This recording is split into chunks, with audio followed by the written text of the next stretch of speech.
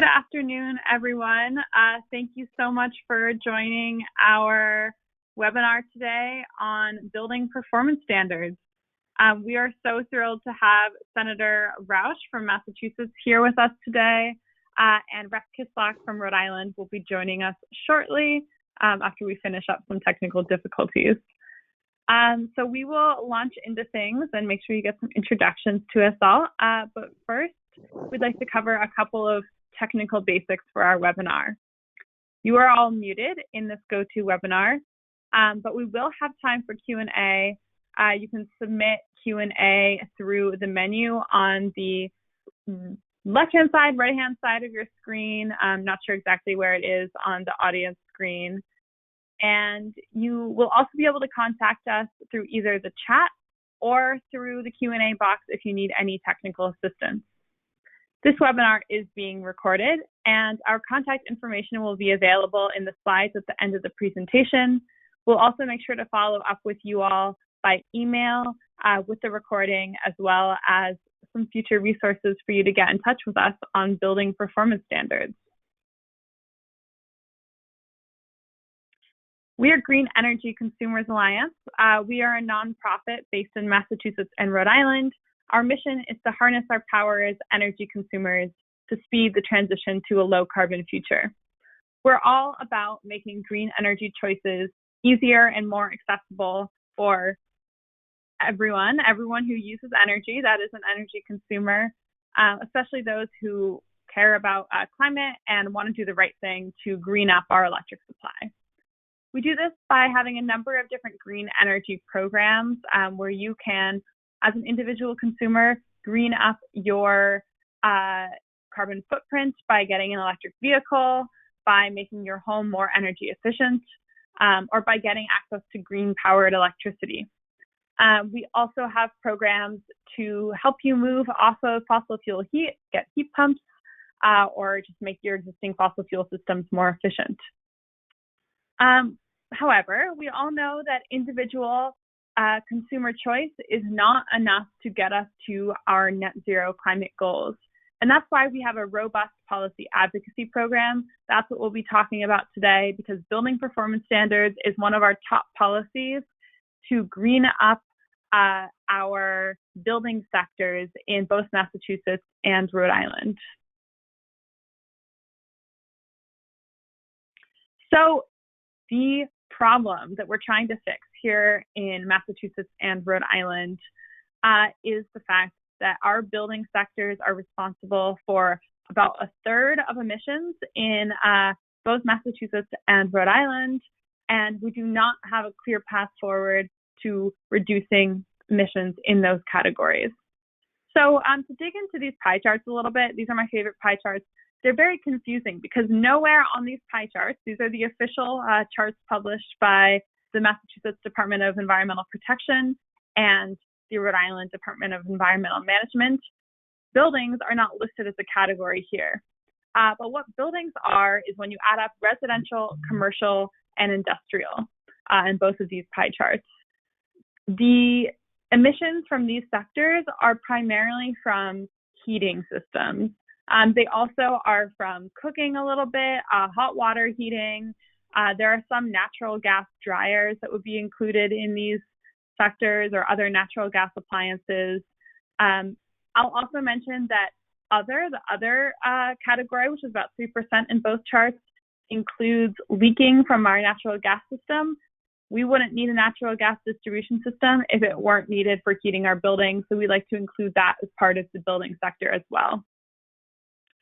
Electricity and transportation are also very important categories of emissions in Massachusetts and Rhode Island. But the path forward to green up those sectors is a little bit clearer, and we do address it in a lot of our other webinars. But today we're focusing on building performance standards, which is all about how we can reduce emissions from large existing buildings. This type of policy focuses in on big buildings. That is larger than 10,000 square feet, 15,000, 20,000, depends on the policy or the type of building.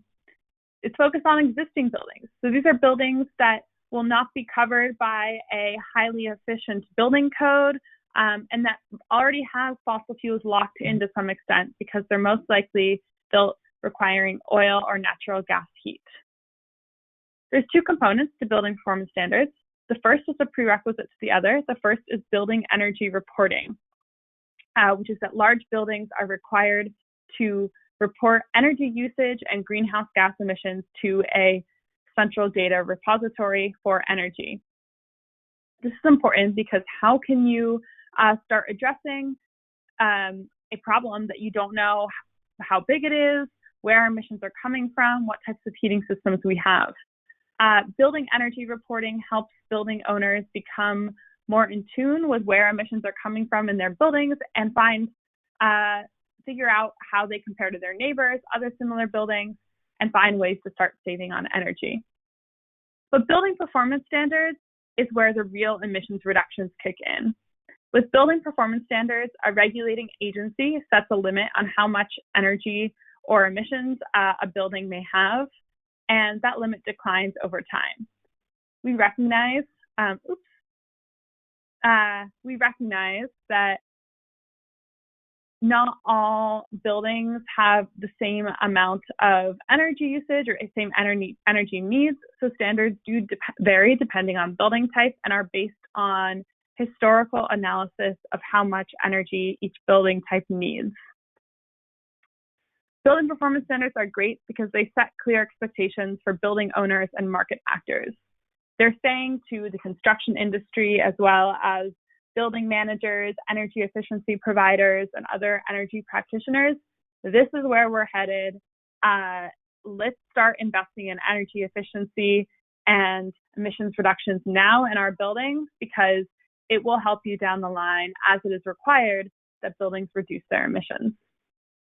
Building performance standards exist or are proposed in Massachusetts and Rhode Island. There's proposed legislation that our legislative guests will speak to very shortly. They have been passed in Boston. They are close to passage in Providence. And Amelia, my colleague Amelia, will talk about some of their other jurisdictions in which building performance standards exist a little bit later in the presentation. I wanted, before we go further, just to help everyone visualize what types of buildings are covered by performance standards. When we talk about performance standards, we are not talking about a single family home or even a 4-unit apartment building. We are talking about big buildings. So thanks to Amelia, who will talk later, for making this chart of some example buildings. We're really talking about commercial and industrial buildings, government buildings, schools, mixed-use buildings, and even some very large residential apartment buildings that are over 20,000 square feet. This chart was created with the square footage and dates that would be covered by proposed legislation in both Massachusetts and Rhode Island, and it's Rhode Island buildings, pictures of buildings that would fall into these categories that would be required to reduce their emissions over time. So you can also use pictures, and there's some examples of how much energy they use per year, but that's not quite as relevant.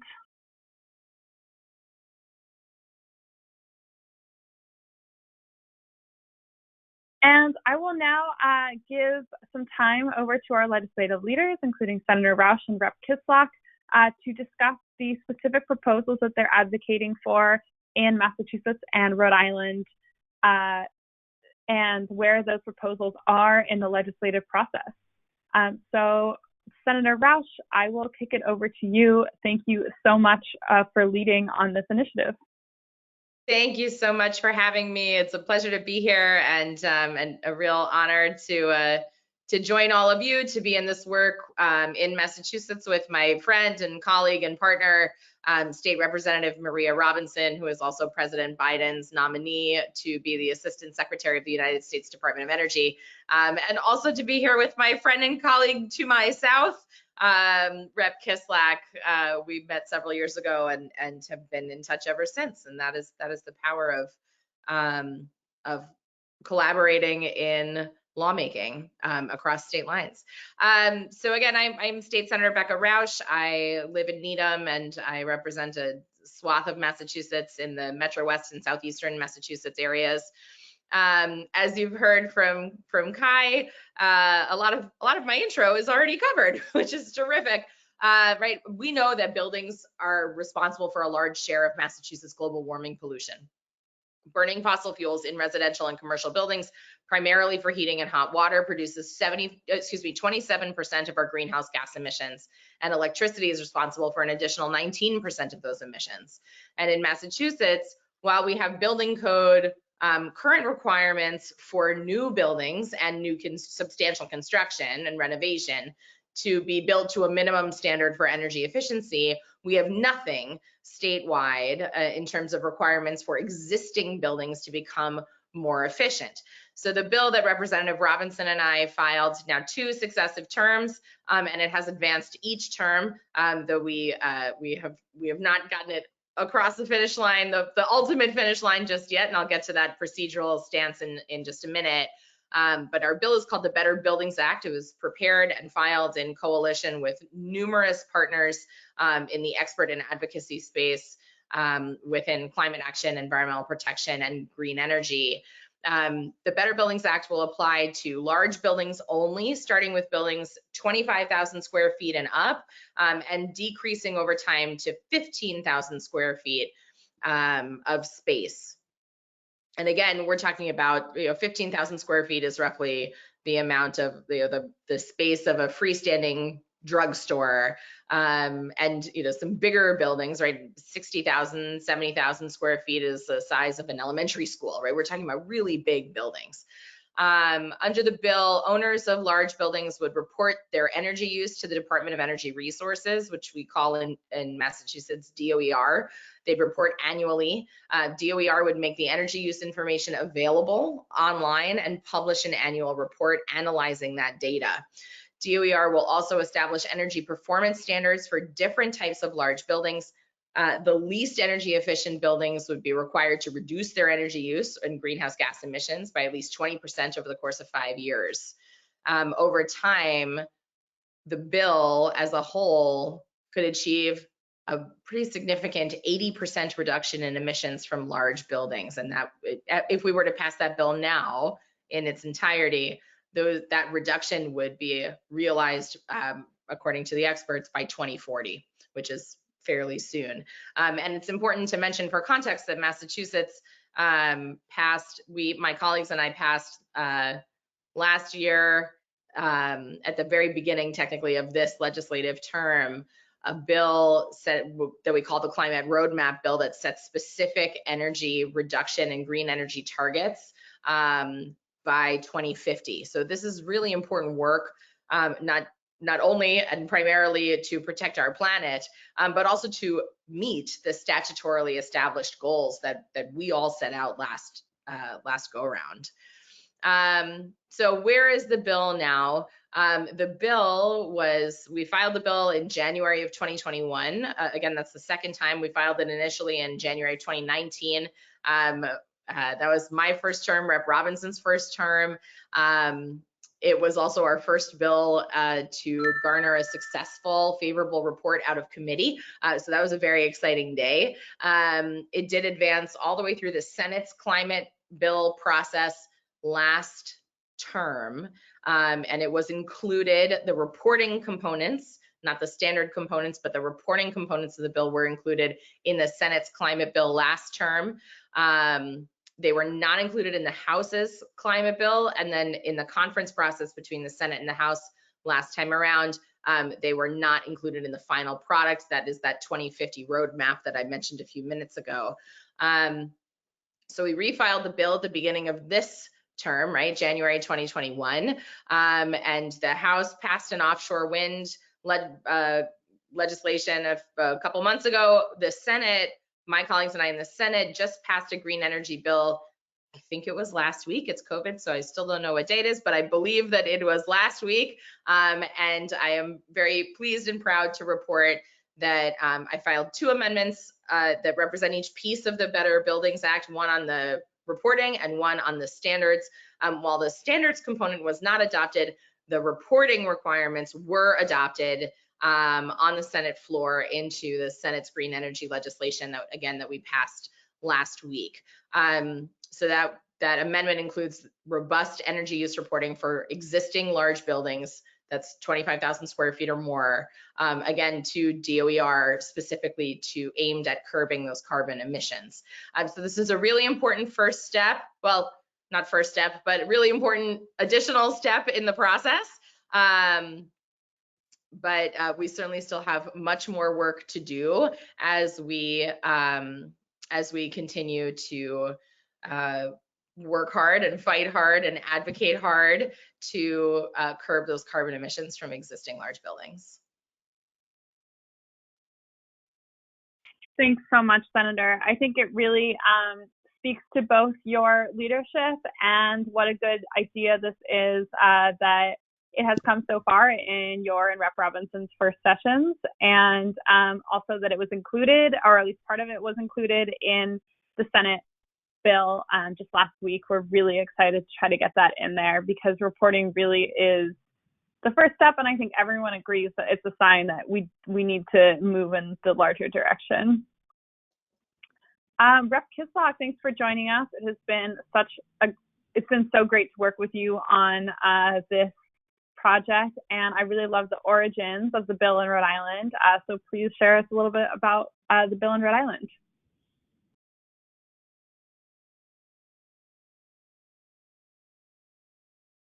I think you might be muted, or at least I cannot hear you.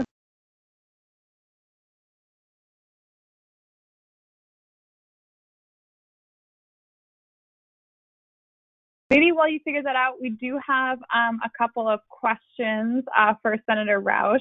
And some of these we'll be able to get to at the end, but I'll just ask this one now. Will the Better Buildings Act align with state-funded incentives to help businesses insulate or replace oil heating systems? I'm sorry, can you say the question one more time? Will the Better Buildings Act align? How does it work with the Mass Save program for incentives to help businesses get efficiency upgrades? Yeah, good question. Thank you for repeating it. So the Mass Save program actually is also part and parcel of the bill that the Senate passed last week. And so there continue to be changes to the or at least proposed changes to the Mass Save program.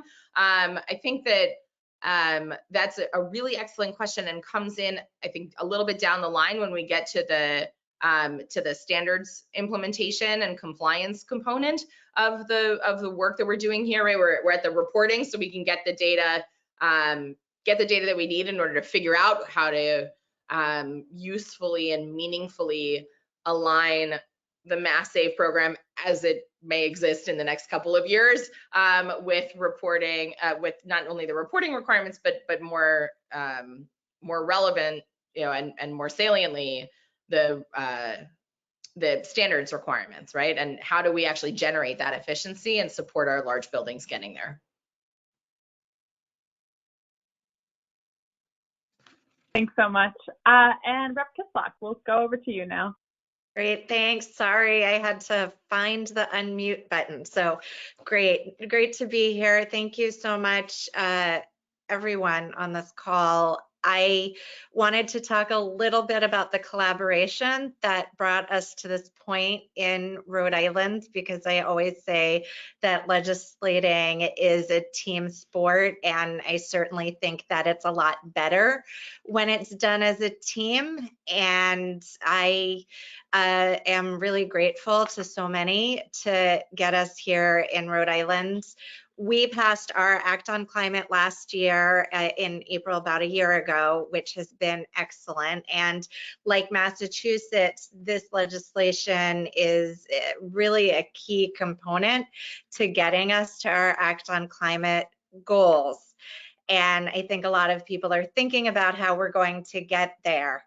I had been reading about Boston and the work to decarbonize buildings there, and Senator Roush's bill in Massachusetts, and had already been thinking about how wonderful it would be if we could do that here in Rhode Island. I had been talking to my colleague, City Councilor Helen Anthony, who has been working on an ordinance that I think she's close to passing for Providence. And Rhode Island's a small state. We have 1 million people, so we really should and could be doing things on a statewide level, and then it's a lot easier and more uniform. I have regular constituent coffees, and this summer constituents came to one of them and said, Rebecca, we really want you to decarbonize buildings in Rhode Island. We're not sure how you should do that, but go forth and decarbonize. And so I took this homework to heart and connected with Kai, and together we talked about what we were going to do. She independently saw Senator Roush's bill and decided to make that work for Rhode Island. So we drafted a version here in Rhode Island, and that's the story about how we are here with this bill. I think it's a great bill. One of my favorite parts, Senator, about the bill, the minute I saw it, I had a really big smile on, was the definition of large buildings. And I love how the definition of large buildings gradually shrinks. And I thought that was pretty brilliant. So I love that we brought that into the Rhode Island version of the bill. Where the bill is this year, there are, I think, 11 different building decarbonization bills floating through the Rhode Island General Assembly on the House and the Senate side. And a lot of them are really good. One of them says there will be no more new gas hookups. I think certainly that's right. You know, there are a lot of bills and we need to be talking about all of them. And I think we probably need to come up with a comprehensive path forward. I would love to say that this bill is going to pass this year, and we're certainly going to work on it. But usually this is its first year in Rhode Island. We have to file it every year.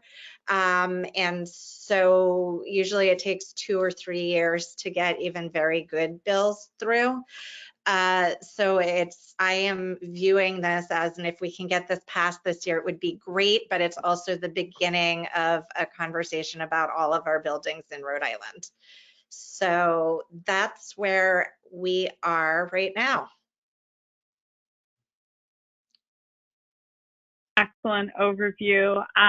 Thanks, Rep. Kislak. I'll also mention that on the Senate side, so in Massachusetts, you can have different pieces passed in both the House and the Senate, and then all of the different but similar legislation goes into conference committee, which is a smaller group of legislators who hash it out and figures out what gets passed, which is the stage that the legislation is at in Massachusetts right now. But in Rhode Island, you have to pass the same thing on both sides before the end of legislative session, or else it doesn't get passed, which means that in Rhode Island, where the bill is at, there is reporting in a bill. The reporting aspect is in a bill introduced by Senator Oyer, but the full performance standards has not been introduced, which means that significant amendment would need to happen if it were to pass this year. So hopefully either we can get just reporting passed that way, or we'll be looking till next year. But as Rep. Kislak said, this does take many years in Rhode Island usually, and this is a great start. Yep, and one more quick thing is that a whole bunch of the reporting, I think, could happen already through the Act on Climate, and there's going to be a reporting portal that they have to develop as a part of complying with that legislation that our Office of OEOR of Energy Resources has to create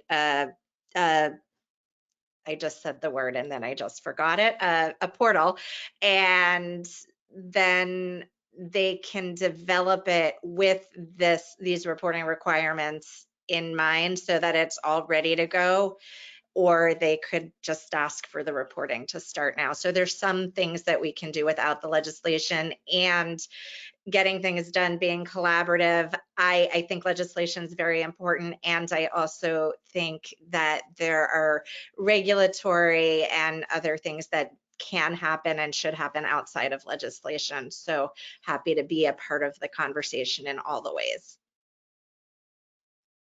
Absolutely. Well, thank you so much, Senator Roush and Rep. Kislak. It is amazing to work with legislators like you all who are both policy wonks, also care and listen to your constituents and know how to get this type of thing done. So please feel free to stay on as we go through the rest of the webinar, or you all are such busy people and have given us so much time already. So we understand if you need to drop off. Thank you so but much. now It's great to see you, my friend.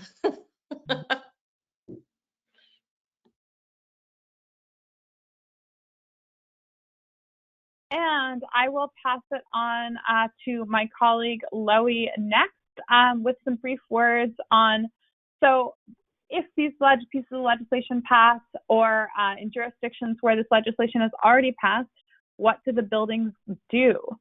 There's a variety of ways that building owners can start to meet the standards.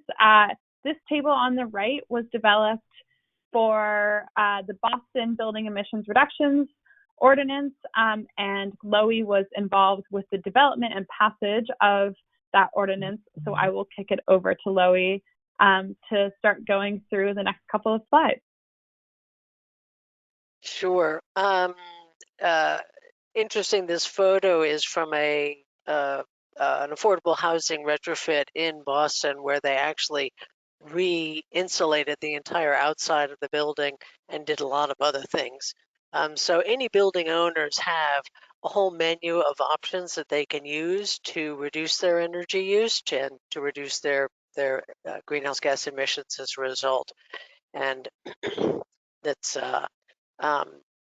you know, it's a very flexible mechanism because, you know, building owners can assess their buildings and decide which makes most sense for them in year 1, which makes most sense in year 10, et cetera, and stage those things accordingly and build it into their investment plans. Next slide.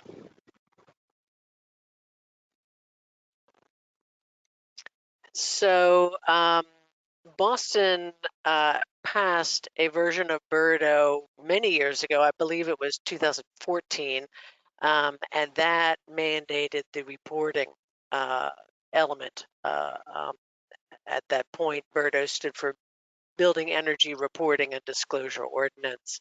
And 2.0, Birdo 2.0, stands for Building Emissions Reduction and Disclosure Ordinance.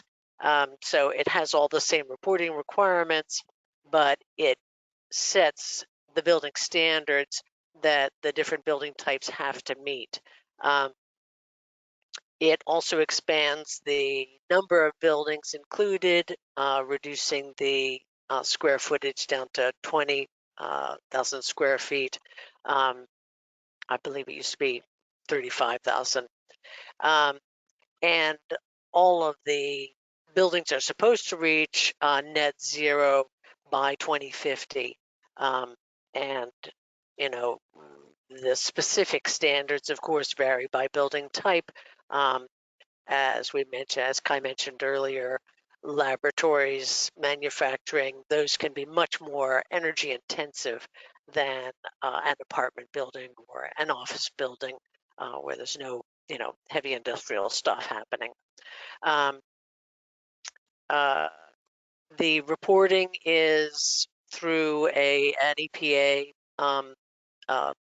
portfolio manager software that's accessible to all the building owners, and there is a requirement in Birdo 2.0 to have a third party, an independent audit of that data. Because what we found in Boston was that there was some wildly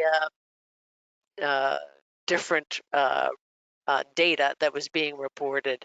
I believe so this graphic shows the different types of fuel that are being used in different different building types.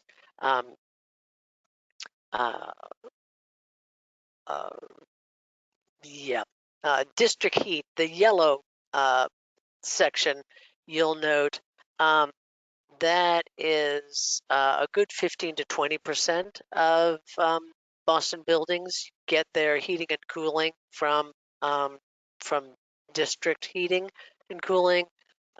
That's a very large plant that pipes steam and chilled water through pipes to multiple buildings. The Longwood Medical Area is an example. All of those hospitals are heated and cooled, and I believe their electricity is also supplied by a single plant that's right in that location. And that's going to be the hardest nut to crack for Boston, is those district heating and cooling plants that have their contracts can be 20-year, 30-year contracts. So it's very difficult for them to switch over. But of course, that's what needs to be done. Next slide. Loie, one question before we move on. Yeah. When we say, so we often think of district heat as being something that is powered by geothermal and is a clean alternative to natural gas. Similarly with electricity, we are trying to convert buildings over to electric heat pumps so that they can be powered on renewables.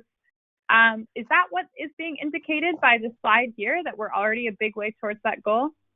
No, unfortunately, these district heating and cooling plants are primarily fueled by natural gas now. So potentially they could be converted to geothermal, but we're talking about very large quantities, so they would need to exploit a very large geothermal resource in order to get enough geothermal for, say, all of those hospitals in the Boston Longwood area. So no, they're natural gas at present primarily. They probably used to run on number 2 heating oil or something. So implementation challenges. It is not easy. I mentioned the data problem that we found over the last, the first 7 years of BERDO 1.0 had also the database was just riddled with inaccuracies because all the data was being self-reported and people were reporting for the first time, trying to understand what uses they were having. So the image that you see there has Trinity Church, the kind of brown on the left, and I believe that's the Prudential Tower next to it. And the Trinity Church reported 500 times the emissions per square foot than the skyscraper. So no way that the church, which has very little, isn't even a large part of it isn't even used for great periods of the week, would be using that much energy. So just as an example of the craziness, there's some buildings that reported more emissions than the entire city of Boston had calculated for the entire city of Boston. So crazy data problems. Plus that, a quarter of the buildings didn't even report emissions. There were basically no consequences for not reporting. There were, some minor symbolic consequences, but nothing serious. So the big change with BERDO, the big changes with BERDO 2.0 include getting a third-party audit so that you can actually know that the data that you're reporting is accurate and the city can move forward with some clear understanding what the problem is. And if you fail to comply, there are penalties, $1,000 a day. So that's going to add up quickly. And there is an allowance.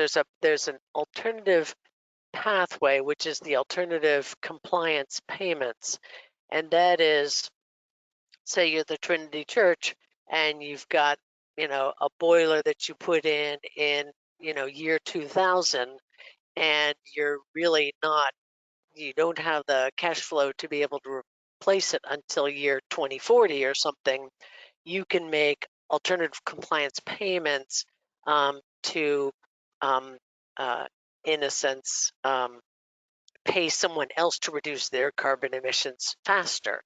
And that's a very interesting progression in the City of Boston policy. Next slide, please. How are we going to use those payments? They're going to go into an equitable emissions investment fund. And this is actually a picture of that district heating plant in the Longwood medical area. By the way, the MATEP plant, and that's really going to be the fossil in the fossil fuel transition here in Boston. But anyway, the fund is going to be used for affordable housing retrofits, workforce development, anti-displacement efforts. So ways to mitigate the impact of the fact that MATEP is still spewing out carbon emissions for another 3 decades, say.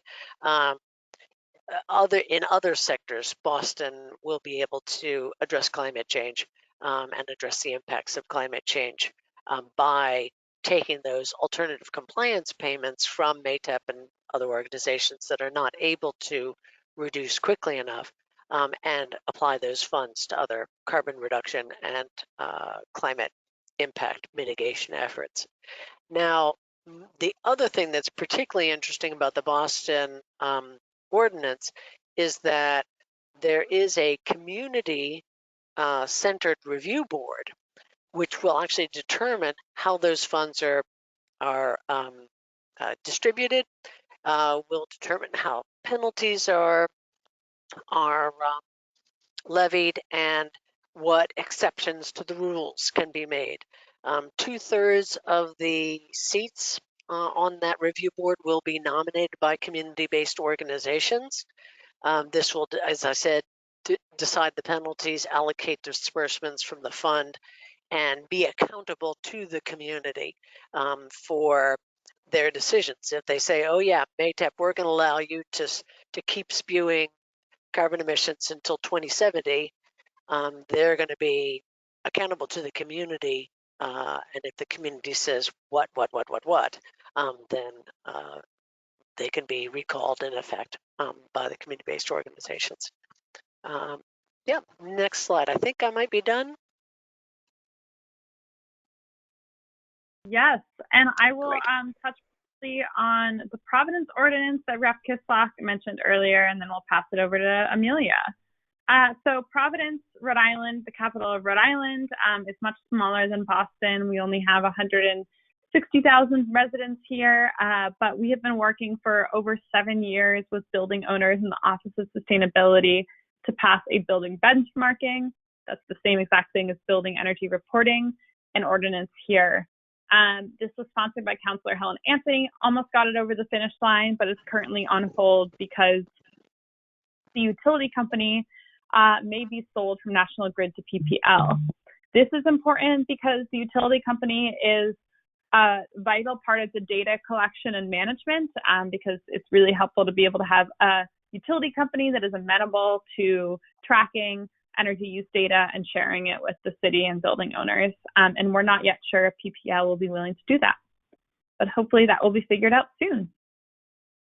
So let's look at what other states and cities are doing. Amelia. Hello, my name is Amelia, and I'm an intern with Green Energy Consumers Alliance.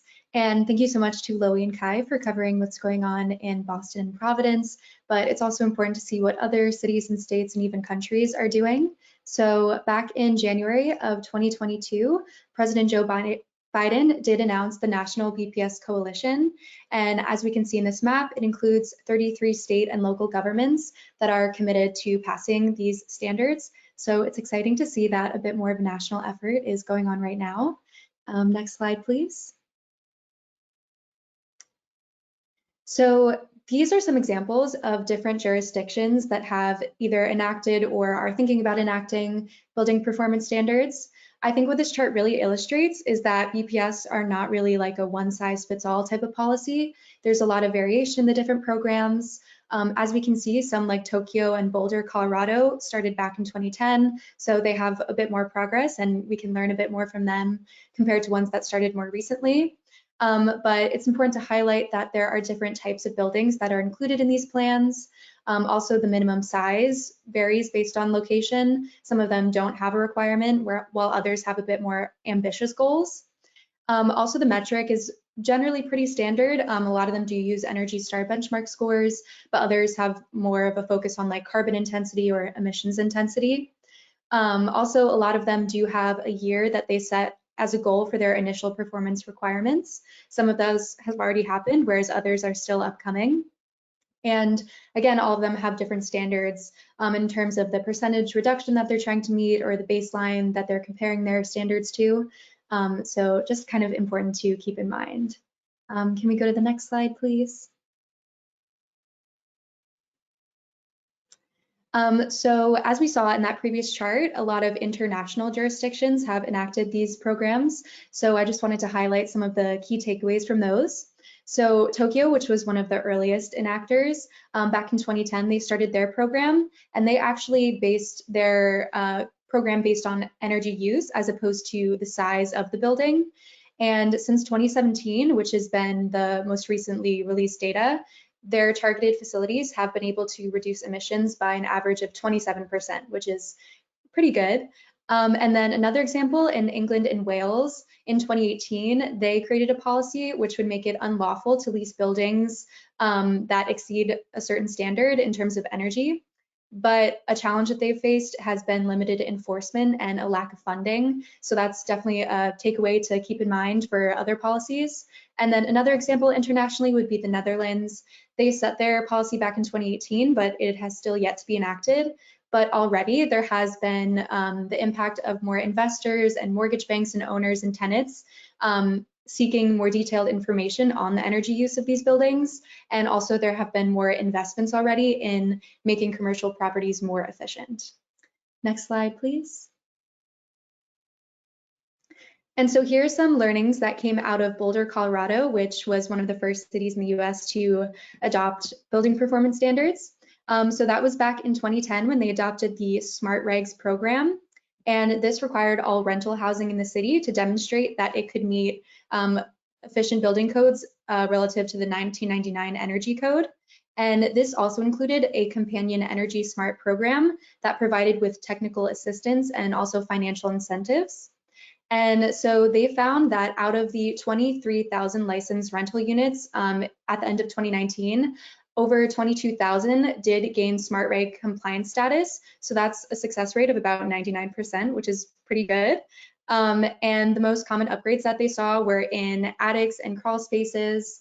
And the average cost of these updates were about $3,000 per unit. And there was almost $600 provided in rebates to support this. And they found that by the end of 2018, the city had estimated that there were 460,000 therms of natural gas saved. There were $520,000 of energy costs saved and about 3,900 million metric tons of carbon dioxide saved from this program. Next slide, please. And then some more learnings from Washington, D.C., which had a bit more of a recent plan proposed. This came from the Clean Energy D.C. Omnibus Amendment Act of 2018, and it required buildings of 50,000 square feet or higher to meet energy performance standards or take other required actions by the year 2026. And then these standards, the size standard would increase or decrease to 25,000 by 2028 and then 10,000 by 2031. And so this policy, it's still relatively new, so it's still in progress in terms of setting what those standards will be.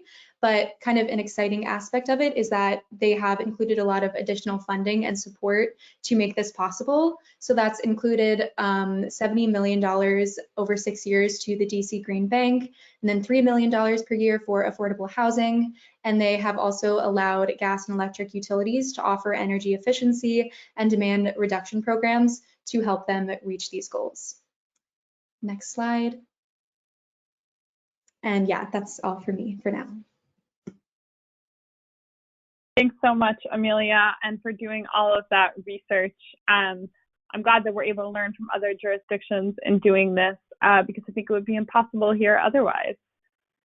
So I think as Rep. Kislak and Senator Roush started to get into, building performance standards are an important part of a larger picture.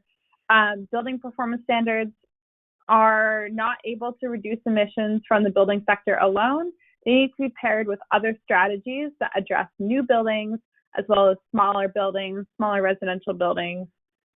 I see them as goal setting, target setting, and making sure that we're actually in line with these declining caps. But they will be aided and embedded by energy efficiency incentive programs, heat pump incentives, and more that make it easier for building owners to adopt these energy efficiency changes that they need to meet the standards.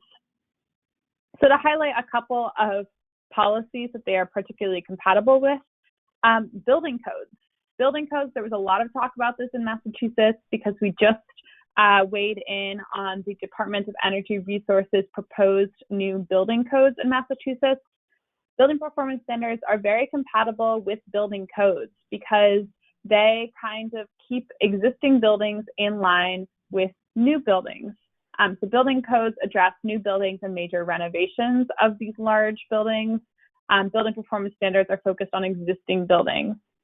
But they also help building codes because building owners will see the building performance standards and say, oh, I'm thinking about building a new building. It's a good thing, or maybe doing major renovations. It's a good thing I have to meet this building code because building performance standards would require me to be at this level of energy or energy savings or efficiency reductions down the line anyway. It also aligns with efficiency programs, as our question asker pointed out a little bit earlier, because MassSave in Massachusetts or the Rhode Island efficiency programs run by National Grid provide extra incentives, extra help for building owners who are looking to become more efficient.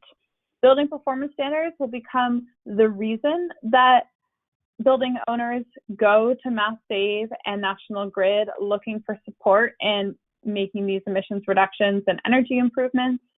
They also will, through that energy reporting, make sure that building owners are identifying places where energy efficiency could be improved in their buildings.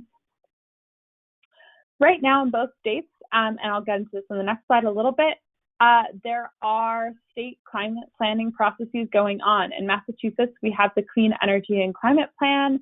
In Rhode Island, we have the 2022 Act on Climate Plan.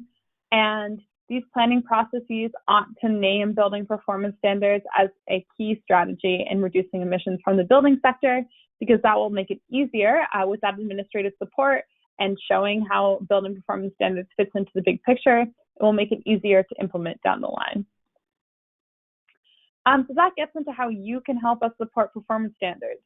First, to talk about the legislation. As we said, in Massachusetts, we were thrilled that reporting was included as a part of the climate bill.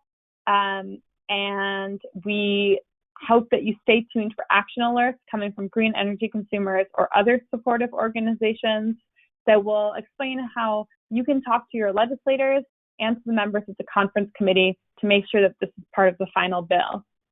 The conference committee members, it will be, I believe, 8 different legislators.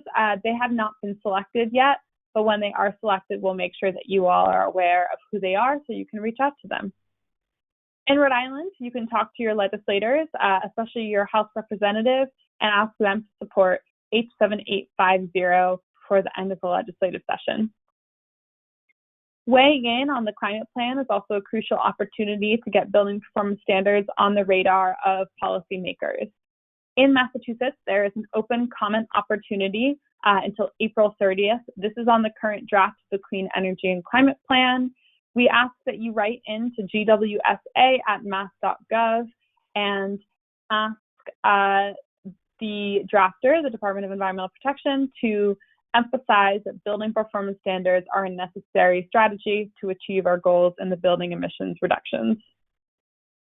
Again, that's due April 30th, and there is more information as well as a online form if you prefer to weigh in that way online. We also ask that you reach out to the Office of Energy Resources and the Department of Environmental Management in Rhode Island, who are responsible for drafting the 2022 Rhode Island Climate Plan. Although this draft is being worked on throughout the year, the sooner that you can comment, the better. In particular, there will be a series of hearings on how we reduce emissions from the building sector. We expect that to be in May or June. The dates are yet to be announced. You can find out more about how to comment or how to join those hearings at climatechange.ri.gov/AOC, standing for Act on Climate. And finally, we always ask that you support our work. That's another great way to help building performance standards over the finish line. You can donate online at greenenergyconsumers.org. You can also earmark your donations. If you would like to specifically support our advocacy work, which is what goes to building performance standards, you can mark that when you donate. Finally, we have just a few minutes for questions. We had a lot of presenters today, so I will open it up to questions and pass it along to whoever I think might be the best person to answer. We also have additional resources if you need them, including future webinars coming up at greenenergyconsumers.org/events. You can stay tuned for our action alerts and our policy updates at our blog at blog.greenenergyconsumers.org. And that is pretty much the end of our presentation. So we will answer a few of these questions and we'll stay on as long as you need for that. So I will start with some of these questions, and let's start with a question for Loie, I believe. Loie mentioned third-party audits as being part of solutions to implementation challenges. Would the third-party audits be completed by CPA firms, or is there another type of organization that conducts these types of audits?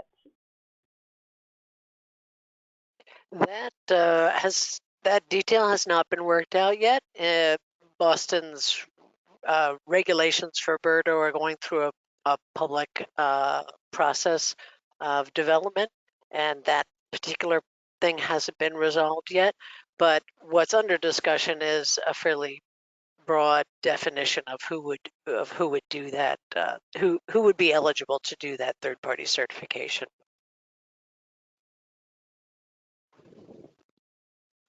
Great. We have a question about EV charging. The question is, if you add an EV charger to your building, is that going to make it look like your building is using more energy? If so, how do you avoid that problem? I believe in Boston they're taking that into consideration, and you know, that's part of the within each building type. You can also have a mix of building types. I'm sure there's a consideration for adding EV chargers or adding other electrical end uses, and how that relates to your earlier benchmarking before you provided that service. I don't know if it's explicit in anything that you looked at, Amelia. No.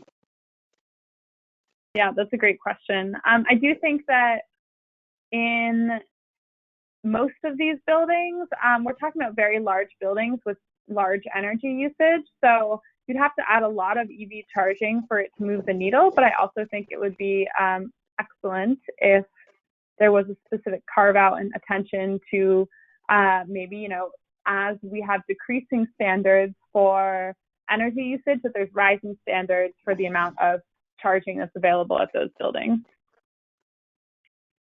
We have this question, will this event be archived for viewing? Yes, this will be added to our YouTube channel, as all of our webinars are. We'll also send it out to the attendees. As a reminder, if you do have any more questions, please feel free to drop them into our chat. We have a question. Could you explain how geothermal could work in Boston or in Providence? Loie, I think this question might be good for you. It said, I thought it was mainly viable near volcanic activity, or at least in the more seismically active West Coast. How does geothermal work in New England? Oh yeah, you can definitely have geothermal with a relatively shallow ground loop. The ground loop could be, you know, just digging down in your yard. There's geothermal. And I think anywhere that's like 2 feet down or something is going to remain a steady 50 degrees year round, and that's the power that you use. Obviously, if you can tap, you know, a deep well down into warmer um, zones of the earth, then you're tapping into a much greater energy pool. But that's not at all necessary, and you know, in urban areas, there's a little bit of a complex what's happening underground. There could be all sorts of pipes and wires that you would need to plan around, but there's already significant pilot projects in Massachusetts using actually the existing uh, gas pipeline right of way under the ground to replace that gas transmission with a geothermal loop that would serve, you know, a block of houses at a time in this pilot form. And those could, you know, if the pilots pan out, and if it's less expensive than replacing all those rusted gas pipes that are leaking all over everywhere, then we'll see more of those, and will expand in size as well. Yeah, and just to add some more color to that, you might need seismic activity to produce a large amount of electricity from geothermal, which is what they do in places like Iceland, or and maybe have more opportunities for that in Hawaii, the West Coast. But for geothermal, just for the house, then all you really need to do is dig down until you get to the layer of soil where thermal is just, you know, the temperature, and when you dig down is much more regulated. So the ground is going to be warmer in the winter than the above ground will be colder in the summer, and you're kind of just feeling that very regulated temperature and bringing it up to the building to regulate the building's temperature. We have a question from a Boston resident. Is there a point person at City Hall or an appointee of Mayor Wu who we can contact to push for building performance standards in the city, or is this all at state level? The good news is that we actually already have performance standards coming up in Boston, but I think there's still more to be done in making sure that the ordinance is strong. Is that right, Loie? And what other opportunity is there for future advocacy? Who would you contact to make sure that FERDA works out in Boston? Yeah, in the city of Boston, there is still need for civic engagement around the writing of the remaining regulations pertinent to Birdo. And Dr. Allison Brezius is the head of the Environment Department, and you would, you know, contact her to find out, or just search the City of Boston website, Birdo regulations, and you'd find when the upcoming hearings are on those. There are not any hearings that are currently scheduled, but there will be ones coming soon, and that will pertain to the very important questions related to the review board and the third-party audits, who's going to do those. All of those questions still have to be resolved, and so it's important for environmentalists and others to be engaged in that process.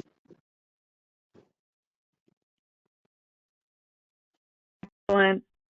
And that wraps up our questions for the day. So thank you all so much for joining. Please feel free to reach out with any additional questions and check out our website and we hope to engage you further on performance standards.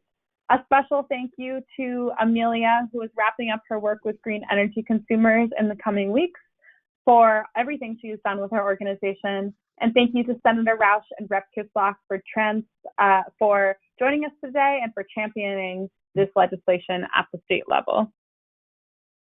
Have a great afternoon, everyone. Bye-bye.